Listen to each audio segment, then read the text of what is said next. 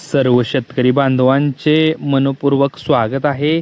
शेतकरी बांधवांसाठी एक आनंदाची बातमी आहे। पंढरपूर आषाढी वारीच्या पार्श्वभूमीवर तसेच नदीकाठच्या शेतकऱ्यांच्या मागणीची दखल घेत प्रशासनाकडून शुक्रवारी भीमा नदीमध्ये पाणी सोडण्याचा निर्णय घेण्यात आला आहे। यामुळे नदीकाठच्या भागातील ऊसांसह इतर पिकांना मोठा दिलासा मिळणार आहे। सध्या भीमा नदी अनेक ठिकाणी कोरडी पडल्याचे चित्र आपल्याला पाहायला मिळत आहे। नदीपात्रात पाण्याचा अभाव असल्याने नदी काठावरील शेती संकटात सापडली आहे। विशेषतः ऊस, भाजीपाला आणि इतर हंगामी पिकांसाठी पाण्याची मोठी टंचाई निर्माण झाली होती।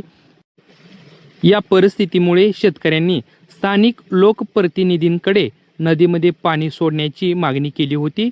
खासदार परिणिती शिंदे यांच्यासह विविध लोकप्रतिनिधींनी प्रशासनाकडे पाठपुरावा करून शेतकऱ्यांची मागणी मांडली होती। या मागणीची दखल घेत जलसंपदा विभागाने भीमा नदीत पाणी सोडण्याचा निर्णय घेतला आहे।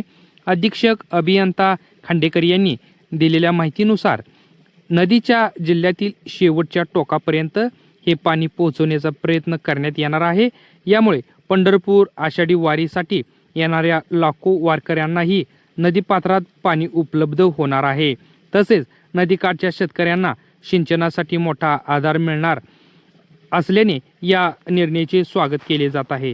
मात्र नेमका किती क्युसेक विसर्ग सोडला जाणार आणि कोणत्या वेळेपासून पाणी सोडण्यास सुरुवात होणार याबाबतची अधिकृत माहिती प्रशासनाकडून लवकरच जाहीर होण्याची शक्यता आहे।